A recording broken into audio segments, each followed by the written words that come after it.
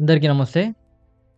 ఈరోజు మన day 184 morning 4:30కి లేసి ఫ్రెష్ అప్ అయ్యి half an hour meditation complete చేసుకున్నా. అండ్ మెడిటేషన్ అయిపోయిన తర్వాత 48 లాస్ ఆఫ్ పవర్ బుక్ చదువుతున్నాను. లా నంబర్ 26 చాలా ఇంట్రెస్టింగ్ ఉంటది. వీడియో చిన్నగా ఉంది కదా! మొత్తం చూడండి. డెఫినిట్‌గా చాలా హెల్ప్‌ఫుల్ అవుతది. తర్వాత జిమ్‌కెళ్ళిపోయినా, వార్మ్ అప్ చేస్తున్నాను. మార్నింగ్ అకాడమీకి ఎళ్ళలేదు. ఈవినింగ్ ఎళ్ళిపోతున్నా అకాడమీకి.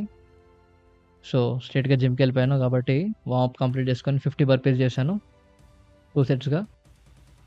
తర్వాత మనకి షోల్డర్ పవర్ పంచ్ చేయడానికి షోల్డర్ పుషెస్. సో, ఈరోజు మనం చెస్ట్ వర్కౌట్ అనమాట. సో, లోవర్ చెస్ట్ మీరు చూస్తున్నారు వెయిట్ 3 సెట్స్ చేశాను. తర్వాత చెస్ట్ ఫ్లైస్ 3 సెట్స్. కంప్లీట్‌గా లోవర్ చెస్ట్ ట్రైన్ చేసిన. Lower chest press, lower flies. So, chest అయిపోయిన తర్వాత tricep workout 3 sets. So, tricep అయిపోయిన తర్వాత ఆబ్వియస్‌గా మనం డైలీ రన్నింగ్ చేస్తాం కాబట్టి స్ప్రింట్ చేస్తున్నా 20 స్పీడ్‌తో. స్పీడ్ 20. సో, జిమ్ అయిపోయింది. చాలా హీట్ అయిపోయింది బాడీ. జిమ్‌లో కూడా చాలా హీట్ ఉంది. సో, ఇంటికి స్టార్ట్ అయిపోతున్నాను. ఇంటికెళ్ళిపోయి లంచ్ కంప్లీట్ చేసుకొని మార్నింగ్ ఏదైనా టాపిక్ అంతా ఎక్స్‌ప్లెయిన్ చేసేసా. అండ్ అట్లనే వీడియో కూడా అప్‌లోడ్ చేసేసిన. ఆ వీడియో అప్‌లోడ్ చేసింది రికార్డ్ చేయలేదు. తర్వాత ఈవినింగ్ సెషన్‌లో అకాడమీకెళ్ళిపోయాను. షిన్ ప్యాడ్స్ అవన్నీ పెట్టుకుంటున్నా. ఎందుకంటే ఇంకా మన కాంపిటీషన్ దగ్గరకొస్తుంది కాబట్టి ఇంకా డైలీ పోయి స్పారింగే చేయాలి. ఇంకా బ్యాక్‌కి కొడితే సరిపోదని. కానీ స్పారింగ్ చాలా ఎక్కువైపోయింది.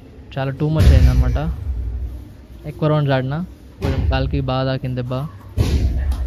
అది తగ్గడానికి ఒక 2, 3 డేస్ టైం పట్టేలా ఉంది నాకు తెలిసి. మీరు చూస్తున్నారు అక్కడ నేను రెడ్ కలర్ నేను, బ్లూ కలర్ వేరే ఆయననమాట.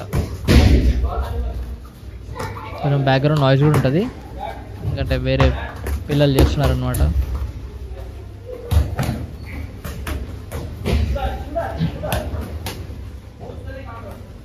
చూస్తున్నారు కొంచెం గేమ్ ఇంప్రూవ్ అయింది అనిపిస్తుంది. బట్ ఇంకా ఇంప్రూవ్ కావాలి. So, that's all for today. Take care everyone. Watch the full video. అందరికీ నమస్తే. Thank you for coming back to channel again. ఛానల్‌కి మళ్ళీ వచ్చిన థాంక్ యూ. ఈరోజు మన డే 184 ఆఫ్ 369. ఈరోజు మనం 48 laws of power book by Robert గ్రీన్‌లో లా నంబర్ 26 డిస్కస్ చేయబోతున్నాం అనమాట. లా నంబర్ 26 ఏంటంటే మనకి జనరల్ లైఫ్‌లో లోకల్‌గా అంటే నార్మల్‌గా అయితే పెద్దగా యూజ్ అవ్వదు. When you have certain power, when you have mad at your power. అంటే నాకు పవర్ కావాలి, రెస్పెక్ట్ కావాలని మరీ ఎక్కువ ఉంటది కదా! సో, అలాంటి వాళ్ళకి ఇది బాగా యూజ్ అవుతదనమాట. సో, బేసిక్‌గా ఈ లాలో మనకి రాబర్ట్ గ్రీన్ చెప్పిన ఓవరాల్‌గా అంటే చాలా ఎగ్జాంపుల్స్ ఉన్నాయి. చాలా పెద్దగా అంటే ఎక్కువ పేజెస్ గూడా ఉందన్నమాట ఈ లాని. దీన్ని మొత్తం కంప్లీట్‌గా సింథసైజ్ జేసి చెప్పాలనుకుంటే ఒక 1, 2 మినిట్స్‌లో అయిపోతదన్నమాట. సో, సింపుల్‌గా అర్థం చేసుకోవడానికి ట్రై చేయండి. The law number 26 is keep your hands clean.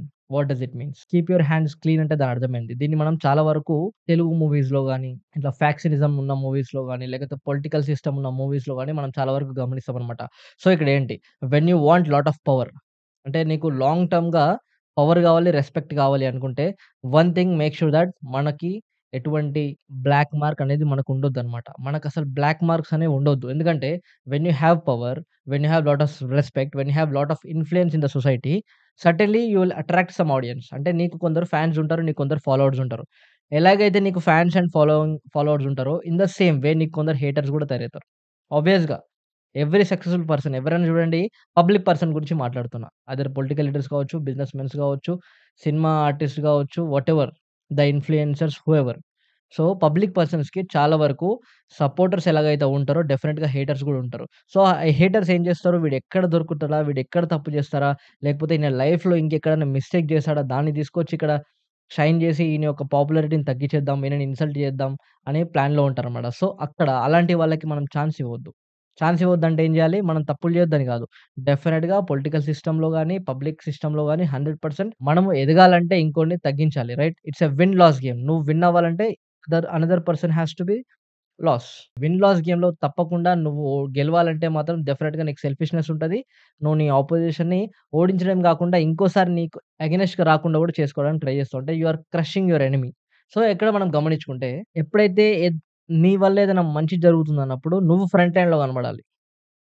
Right? నీ వల్ల ఏదో చెడు జరుగుతున్నప్పుడు అసలు నువ్వు అక్కడ ఉండను కూడా ఉండొద్దు. అంటే కీప్ యువర్ హ్యాండ్స్ క్లీన్. అంటే మంచి పని చేయడానికి నువ్వే డైరెక్ట్‌గా చెయ్యి.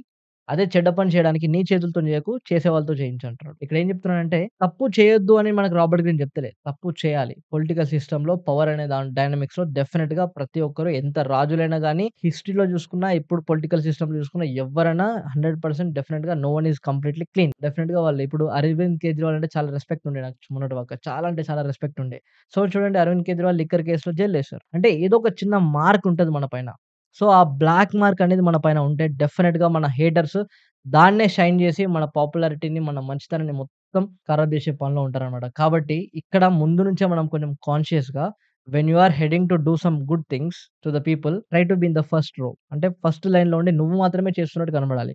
అదే when you are heading to do some harm to the other people అంటే వేరే వాళ్ళకి కొంచెం కష్టం కలిగించేది, నష్టం కలిగించేది చేశావనుకో డెఫినిట్‌గా ఆ స్పాట్‌లో థర్డ్ పార్టీ హెల్ప్ తీసుకొని చేయాలి గానీ, నీ ఓన్‌గా నువ్వు చేస్తే డెఫినిట్‌గా ఫ్యూచర్‌లో ఎప్పుడైనా నీకది నీ హేటర్స్ నీకు దెబ్బ వేసే ఛాన్స్ ఉంటది. నీ యొక్క ఏమంటాం ఆ కింగ్‌డమ్ గాని, నువ్వు క్రియేట్ చేసుకున్న ఈ వెల్త్ గాని, లేకపోతే నీ పవర్ అండ్ నీ పాపులారిటీ గాని, దానికి కొంచెం భంగం కలిగే ఛాన్సెస్ ఎక్కువుంటాయనేది ఇక్కడ మనకు రాబర్ట్ గ్రీన్ చెప్తున్నాడు. సింపుల్‌గా చేయాలంటే మంచికి మనమే ముందుండాలి. చెడు చేయాలి. చెడు చేయొద్దని గాదు. బట్ చేసే వాళ్ళతో చేయించాలి గానీ, నీ అంతకు నువ్వు చెడు చేస్తే డెఫినిట్‌గా అది లాంగ్ రన్‌లో ఎక్కడో దగ్గర నీకు ఎఫెక్ట్ అయ్యే ఛాన్స్ ఉంటదని జెప్తాను. కాబట్టి కీప్ యూర్ హ్యాండ్స్ క్లీన్. చూడ్డానికి బయటికి చాలా మంచిగా గొప్ప పర్సన్‌లాగా కనపడాలి.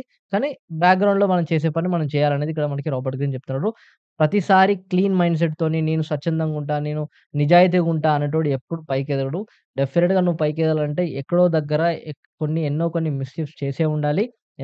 కొంతమందిని మోసం చేసుండాలి. రైట్. నువ్వు కొందరిని వాడుకున్నప్పుడే నువ్వు మంచి పొజిషన్‌కెళ్ళడానికి ఛాన్స్ ఉంటది కాబట్టి డెఫినిట్‌గా ఇది యాహ్! సడెన్‌గా కరెంట్ పోయింది. బట్ మీకు అర్థమైందనుకుంటున్నా. I hope. That's all. Take care everybody. Jai Hind friends. See you all tomorrow.